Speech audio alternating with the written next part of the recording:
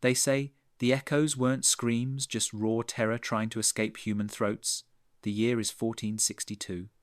You are an elite soldier marching beneath the banner of the Ottoman crescent, hardened by the fall of Constantinople itself. You have stood upon empires reduced to rubble, watched kings kneel before your sultan. There is no fear left in you, or so you believe.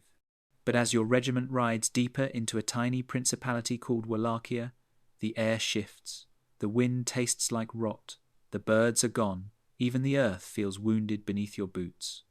The scoutsmen who laugh at death have halted. Silence wraps the entire column like a noose. Then the horizon tilts. The trees don't look right, too still, too twisted. And as you approach, you understand why. They aren't trees. They are bodies, thousands of them, raised high on sharpened stakes, their faces frozen in agony, mouths torn open by screams that never ended, some corpses blackened by weeks of decay, others still trembling, still clinging to life with eyes begging for release that will never come. Your Sultan Mehmed, conqueror of Constantinople, stops his horse. His silence is more terrifying than any command. You watch legends fracture in seconds. For the first time, the invincible army knows fear. Because this is not war, this is a message, a signature carved into human bone. Turn back. The architect of this hell isn't a madman. He is reasoning. He is strategy. He is cruelty sharpened into a blade. His name is Vlad. And the story they told you is incomplete. The truth is so much darker. Before the world feared his name, Vlad was merely a boy caught beneath the weight of empires. At 11 years old, he was torn from his homeland and delivered into the heart of the Ottoman Empire, not as a prisoner in chains, but as a hostage wrapped in silk. The palace gave him lessons, languages, etiquette, and military training, yet every luxury hid a deeper message. Power belongs not to mercy, but to the one who controls fear. He watched public executions staged as theatre, with victims chosen to terrify the crowds into obedience. The condemned became props, their agony a reminder that disobedience was punished not only with death, but with spectacle. Vlad learned that loyalty bought through fear is the only loyalty that cannot be betrayed. His younger brother adapted easily, laughing with the princes, embracing their new faith and friends. Vlad refused to bend. For his defiance, he was beaten. Some punishments were delivered in quiet corners of the palace, far from witnesses, designed not to kill but to remind him he was powerless. Yet every scar became a lesson. Pain shaped him. Humiliation sharpened his vigilance. He memorized the mechanics of control, even as he suffered beneath it. The Ottomans believed they were taming him. Instead, they were building something far more dangerous. A mind that studied terror the way scholars studied scripture. 6 long years passed before he returned home, but Wallachia no longer resembled the place he remembered. His father was dead, murdered by treacherous nobles. His eldest brother was buried alive by rivals masquerading as allies. The boyars, who had once sworn loyalty, traded their oaths for survival, bending to whoever promised advantage next. Vlad found no homeland waiting for him. Only a battlefield made of shifting power and sharpened lies. Exile followed. He wandered through uncertainty, studying warfare not as brute force but as psychology. He learned that armies could be crushed, but terror could dismantle kingdoms without a single sword strike. He vowed that never again would he stand in the position of victim. He would seize command of fear itself. The lessons the Ottomans forced upon him fermented into strategy. Trust was weakness. Mercy was a luxury he could no longer afford. Loyalty must be earned through dread. When fortune returned, it did so with blood-red opportunity. With Hungarian support, Vlad reclaimed the Wallachian throne. Yet he did not ascend as the frightened boy torn from home many years ago. He rose as a weapon forged by suffering and sharpened by rage. The hostage had returned, not as a boy needing protection, but as a ruler prepared to reshape the world that tried to break him. The empire that once believed it owned him would soon learn what they had created. a prince who mastered their greatest weapon. His coronation did not begin with celebration. The moment Vlad secured the throne, he understood that power in Wallachia was hollow unless the treacherous boyars were removed permanently. So he crafted a trap disguised as honor. Invitations were sent across the land, summoning every noble family to a magnificent feast meant to mark a new era. They arrived adorned in their finest silks, confident in their survival skills. These were the same families who shifted loyalty whenever a ruler stumbled. Vlad played the gracious host. Servants poured wine. Music echoed through the hall. Laughter returned to mouths that once spoke betrayal. Vlad waited until they were comfortable, intoxicated by arrogance. Then he asked one simple question. How many princes of Wallachia have you served? Proud answers rose like a chorus. 5, 7, 9. They boasted about durability, their ability to remain in control regardless of who wore the crown. To Vlad, their survival was proof of deceit, manipulation, and murder. The oldest nobles, the architects of death who orchestrated his family's fall, were sentenced immediately. Outside the city walls, sharpened stakes waited in the ground like a dark forest ready to bloom with human bodies. Vlad ensured that death arrived slowly. The stakes were carefully angled to avoid vital organs. The execution field transformed into his first message as ruler. Treason meets terror. Younger nobles faced a different fate. Their fine robes torn away, they were forced on a brutal march north to Poenari Fortress, a ruined stronghold clinging to the cliffs. Vlad ordered them to rebuild it stone by stone, with no tools but their own bleeding hands. The climb alone killed many. The work destroyed the rest. Those who survived were stripped of pride, emerging as terrified subjects who would never again whisper rebellion. Merchants, priests, and minor families watched with dread. Vlad did not rely on promises. He relied on fear carved into memories. In months, he wiped away generations of corruption and erected a new foundation, one not built on compromise, but absolute obedience. He reshaped Wallachia into a kingdom where loyalty was enforced by nightmares. He believed this was the only path to strength. Whispers spread across borders. Rumors of the young prince who ruled with surgical cruelty grew louder every day. Some called him savior, claiming he saved the land from internal decay. Others named him monster, insisting no throne should be defended with so much blood. Vlad ignored them all. He was no longer a boy defined by enemies. He was a ruler rewriting destiny. And he intended to make sure the world learned fear from his example. The message was clear to every soul within his borders and beyond. Obedience guaranteed survival. Hesitation risked agony. And defiance meant a slow demise, witnessed by all who dared to look, forever remembered.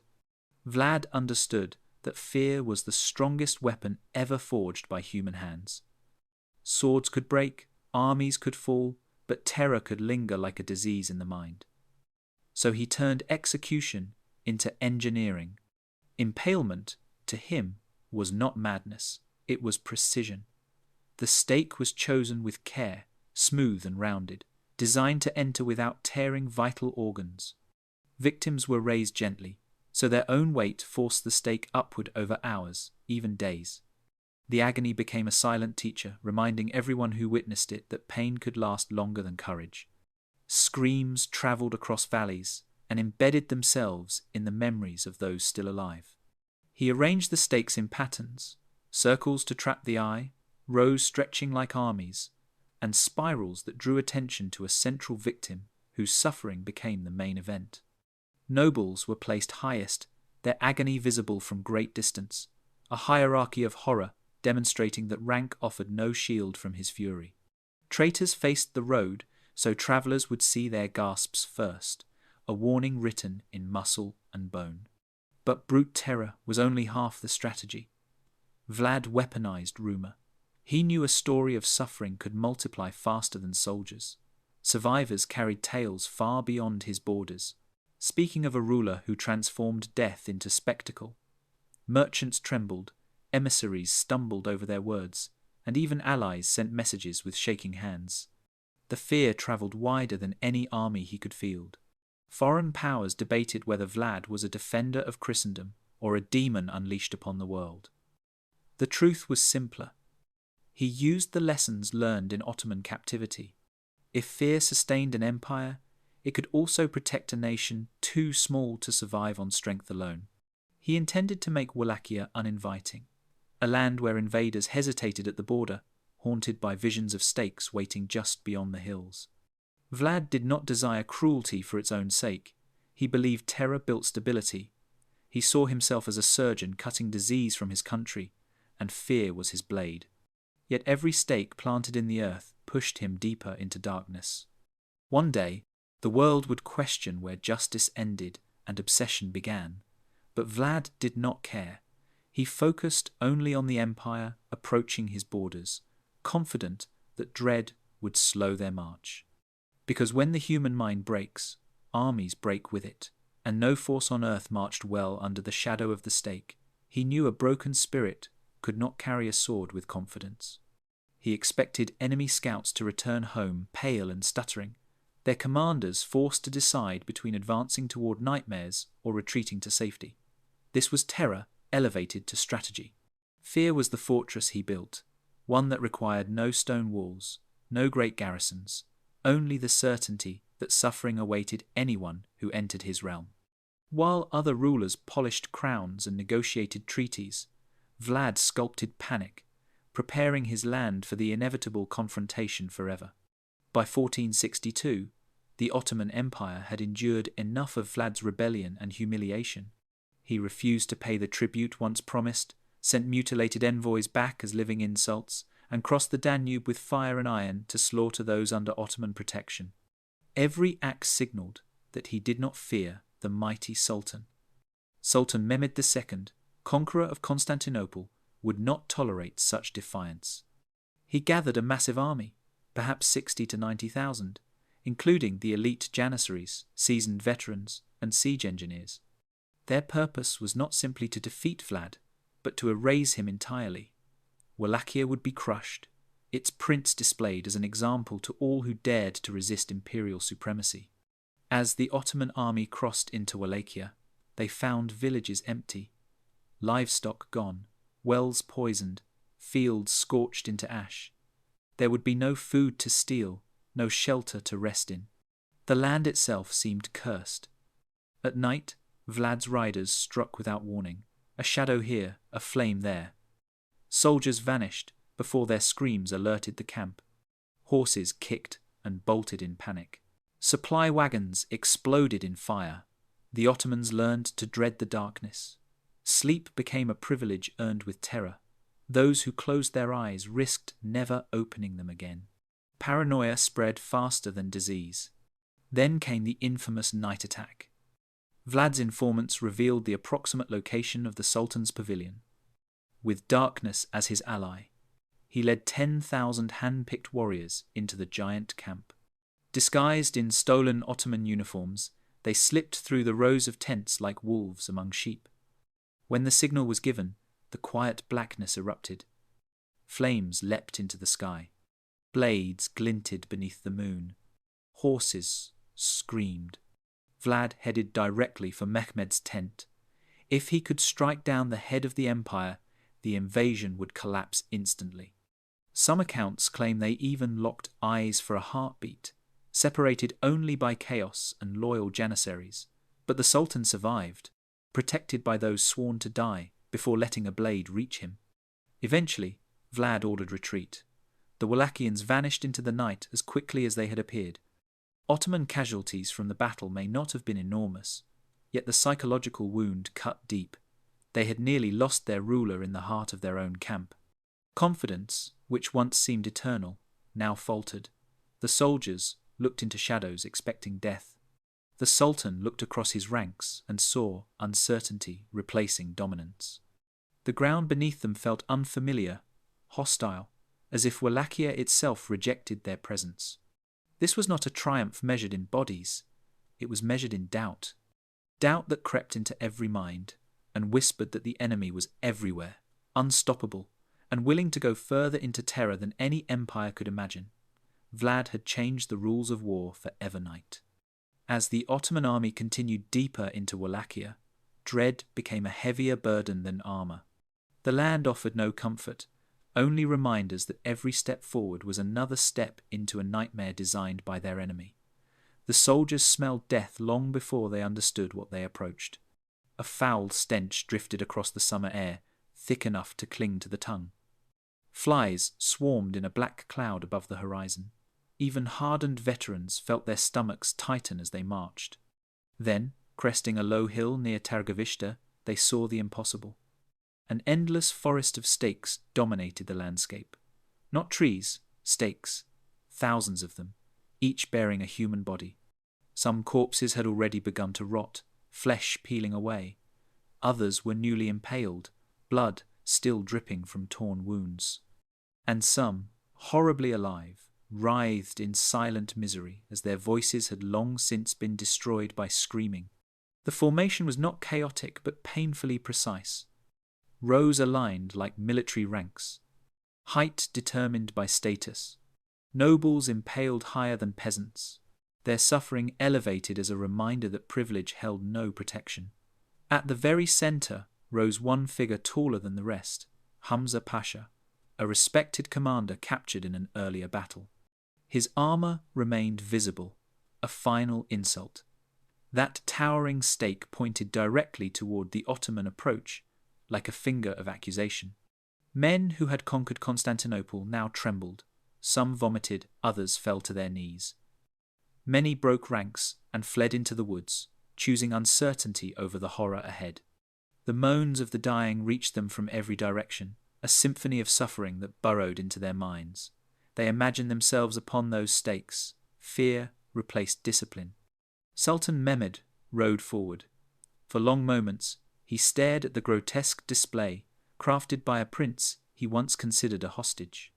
Chroniclers later claimed he whispered that no man capable of creating such terror could be removed from his home by ordinary force. Whether true or myth, his retreat soon followed. He chose to abandon direct conquest rather than face a ruler who commanded nightmares as soldiers. The invasion that was meant to erase Vlad instead transformed him into a legend. Wallachia, small and outnumbered, had forced the greatest empire of the age to withdraw without a final decisive battle. Not through strength, not through numbers, through fear engineered with brutal intelligence. The forest of the impaled stood as a monument to Vlad's mastery of psychological warfare. Its message travelled across Europe. This land is protected not by walls, but by the certainty that anyone who invades will leave their life behind, pinned to a stake until agony becomes their only companion. It was victory, but one born from darkness, revealing that terror could achieve what armies could not. Soldiers would remember the stench, the silence, the cruel design forever, knowing they witnessed something beyond warfare, a calculated vision of horror, ruling destiny, and reshaping courage into trembling fear for generations. The victory that forced the Ottomans to retreat should have secured Vlad's legacy as a saviour of his homeland. Yet the terror that protected Wallachia soon turned inward. What began as a strategy became a habit, and then a doctrine. Vlad believed that fear had restored order, so he relied on it for everything. Mercy no longer existed in his vocabulary. Suspicion was enough to condemn. A merchant caught cheating customers, a peasant accused of theft, a noble rumoured to sympathise with the Ottomans, each found themselves raised on stakes, suffering as a warning to anyone who might follow their example. People obeyed, but not with loyalty, only with terror clenching their hearts. Allies who once admired Vlad's ruthless defence of Christendom now shuddered at his methods. Even Hungarian king Matthias Corvinus, who had supported Vlad's restoration to power, began to question whether the prince was becoming too dangerous. Vlad's younger brother, Radu, gentler, charming, and backed by the Ottomans, presented himself as the sensible alternative to the Impaler's brutality. The world began shifting around Vlad, and the pillars of support he once relied upon crumbled beneath him. Within months of his triumph, Vlad was forced to flee into Hungarian territory, but instead of sanctuary, he found captivity. Imprisoned by Matthias, either due to political convenience or forged accusations of treachery, Vlad spent 12 years confined. No torture, no stakes, just waiting. Time, however, did not weaken the steel inside him. He married, he fathered children, but the rage moulded by his youth never softened. He was a blade sheathed, not broken. When Wallachia descended into chaos under Radu's rule, European leaders realized that only Vlad's iron grip could restore stability. They freed the caged terror. And once again, he marched home to reclaim his throne. His return was brief, mere months. The Ottomans, unwilling to see their old enemy rise again, struck quickly. Vlad met his final battle near Bucharest, fighting as he always had, without compromise, without fear. His death remains shrouded in uncertainty. Some say he fell to Ottoman blades. Others claim his own soldiers mistook him for an enemy amid the chaos. What is known is what followed. His head was severed, packed in honey to preserve it, and delivered to Sultan Mehmed a trophy, proving that the nightmare of Wallachia had ended. His body disappeared into legend, his grave lost to time. Centuries later, Vlad's shadow still stretches across history. In Romania, he is honoured as a hero who defended independence against overwhelming odds. In the wider world, his name became synonymous with monstrous cruelty, transformed into myth through the character of Dracula, a vampire feeding not on blood alone, but on fear. Yet the truth cuts deeper. Vlad was not born a monster. He was crafted, forged by captivity, betrayal, and the knowledge that terror can turn the weak into warriors and armies into cowards. He proved that fear can stop empires, but it can also devour its wielder. In the end, the crown he wore was made not of gold, but of dread.